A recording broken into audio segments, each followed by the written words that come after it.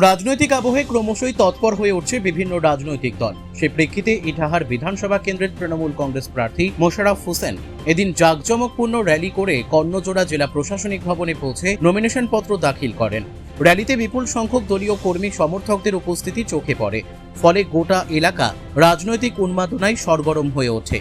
Nomination জমা দেওয়ার পর সাংবাদিকদের মুখোমুখি হয়ে মোশাররফ হোসেন বলেন, গণতান্ত্রিক প্রক্রিয়ায় সব রাজনৈতিক দলকেই স্বাগত জানাই, তবে শেষ কথা বলবেন সাধারণ মানুষই। তিনি আরও জানান, গত দিনে এলাকার উন্নয়নের ধারাকে এগিয়ে নিয়ে যাওয়াই তার মূল লক্ষ্য। এছাড়াও তিনি আত্মবিশ্বাসের সুরে বলেন, মানুষের আশীর্বাদ এবং মুখ্যমন্ত্রী মমতা ব্যানার্জির আশীর্বাদে আমি নিশ্চিতভাবে জয়লাভ করব। তার এই মন্তব্যে আসন্ন নির্বাচনে দলের জয়ের ব্যাপারে যথেষ্ট আশাবাদী বলেই মনে করছেন রাজনৈতিক মহল। আজকের দিনটা আমরা নমিনেশন সাবমিট করছি, দাখিল করছি ইটাহার বিধানসভার সর্বভারতীয় তৃণমূল কংগ্রেসের প্রার্থী হিসেবে। এখানে আজকে আমাদের খুব শুভ দিন। আমরা আজকে এখানে সমস্ত শ্রেণী পেশা মানুষ, দলমত নির্বিশেষে সবাই উৎসব মুখর আমেজে সবাই আজ আমরা নমিনেশন দাখিল করতে এসেছি শান্তি শৃঙ্খলা একটা পরিবেশে।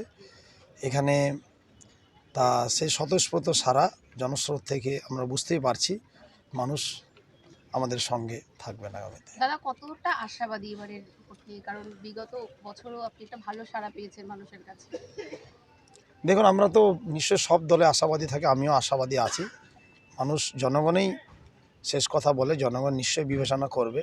কারণ এটা শুধু আজকের দিনটা আমাদের নমিনেশন নয়, এটা একটা শান্তি সম্প্রীতি, বাংলার উন্নয়ন, ইটাহারও যে শান্তি সম্প্রীতি সৌহার্দ্য সৌভ্রাতৃত্ব যে আমি 5 বছরে সকলের আশীর্বাদ দোয়া নিয়ে আমরা একটা চিরন্তন বন্ধন তৈরি করেছিলাম, একটা উন্নয়ন অগ্রগতির একটা ইটাহারকে রোল মডেল আমরা তৈরি করতে পেরেছি।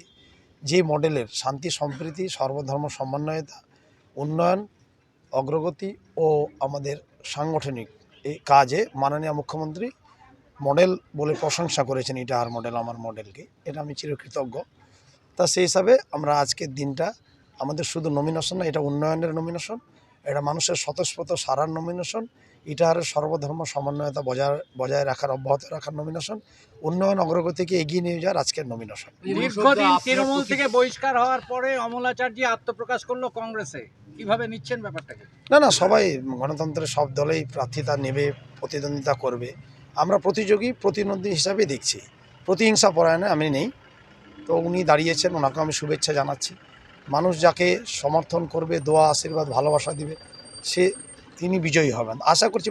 মাননীয় মুখ্যমন্ত্রী মমতা বন্দ্যোপাধ্যায় যে উন্নয়নের কর্মকাণ্ড, বাংলায় যে একটা অভূতপূর্ব অভিনব উন্নয়ন করে একটা বিরাট নজির স্থাপন করেছেন, ইতিহাস সৃষ্টি করেছেন, তাতে মানুষ আমাদের এই উন্নয়নকে দেখে ইটাহার মানুষ আমাদের সঙ্গে থাকবে, এই নিয়ে আমরা অমলাচার্য বলছেন যে সমস্ত সংখ্যালঘু সম্প্রদায়, মাইনরিটি সেলের যত সংখ্যালঘু ভাইরা আছে এবং তার সঙ্গে যারা আছে একদম বিপুল পরিমাণে তার সঙ্গে যোগ দিয়েছে, এবং সেই দৃশ্য আমরা তার ইফতার পার্টিতে দেখেছি। কি বলবেন? না, সেই দৃশ্য আপনি ইফতার পার্টি সম্পর্কে আপনারা জানেন না। আমরা যেহেতু সংখ্যালঘু পরিবারের আমি জানি ইফতার পার্টিতে সবাই ইফতার পার্টিতে যায়। কেউ ধর্মীয় অনুষ্ঠান করলে ডাকলে সবাই যায়, সেটা দেখে বিবেচনা করা ভুল হবে। 1-2 নম্বর সংখ্যালঘু মানুষরা ওনার সঙ্গে গেছে কিনা সে তো নির্বাচনে ইভিএমের ব্যালট খুললেই বোঝা যাবে। সংখ্যালঘু মানুষরা মমতা বন্দ্যোপাধ্যায়কে তাদের বিশ্বাসের আমানত ভাবে। সংখ্যালঘু মানুষদের অভূতপূর্ব উন্নয়ন করে মমতা বন্দ্যোপাধ্যায় সংখ্যালঘু মানুষদের নিরাপদ বিপদমুক্ত বাংলায় রেখেছেন। তাই সংখ্যালঘু মানুষ মমতা বন্দ্যোপাধ্যায়ের সঙ্গে আছে। মমতা বন্দ্যোপাধ্যায়কে তাদের অতন্ত্র প্রহরী হিসাবে দেখে আমরা দেখতে পাচ্ছি তো এসআইআরে যেভাবে এই বিজেপি নির্বাচন কমিশনের নির্বাচন কমিশন বিজেপির দোসর হয়ে তারা যেভাবে সংখ্যালঘু মানুষদের ভোটাধিকার হরণের যে বৃহৎ ষড়যন্ত্র চক্রান্তে লিপ্ত হয়েছে, সে ষড়যন্ত্র চক্রান্ত অন্যান্য খুচরো দল যাদেরকে আপনারা কথা বলছেন, যেহেতু বাংলায় এরা খুচরো পার্টিতে পরিণত হয়েছে, এদের অস্তিত্ব বিলুপ্ত হয়েছে। বাংলায় কংগ্রেস সিপিএম অপ্রাসঙ্গিক হয়ে পড়েছে। আগামীতে আমার মনে হয় না যে এদের কোনো অস্তিত্ব মাইক্রোস্কোপিক দলে পরিণত হবে। তাই বিজেপিও অপ্রাসঙ্গিক দলে পরিণত হয়ে যাবে। জনগণ তৃণমূল কংগ্রেসকে উন্নয়নের জন্য, এটা বিধানসভার ভোট, লোকসভা গ্রাম পঞ্চায়েতের এসব ভোট নয়।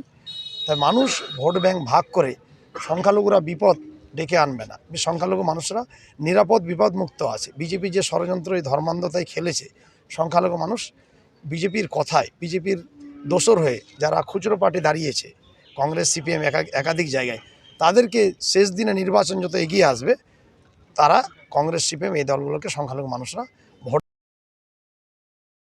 ইটাহার থেকে রামকৃষ্ণ দাসের রিপোর্ট, কুলিক নিউজ।